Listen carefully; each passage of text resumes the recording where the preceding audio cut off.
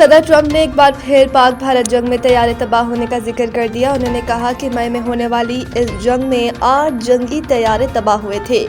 صدر ٹرمپ نے اس موقع پر فیلڈ مارشل عاصم منیر کی تعریف کرتے ہوئے کہا کہ ان کی شخصیت انتہائی قابل احترام ہے۔ اپنے خطاب میں صدر ٹرمپ نے کہا کہ امریکی بحری فوج دنیا کی بہترین بحری طاقت ہے۔ صدر ٹرمپ کا کہنا تھا کہ امریکی فوج میں دنیا کا طاقتور ترین طیارہ بردار جہاز شامل کیا جا رہا ہے، جبکہ امریکہ کو نئے بحری جہازوں کی اشد ضرورت تھی۔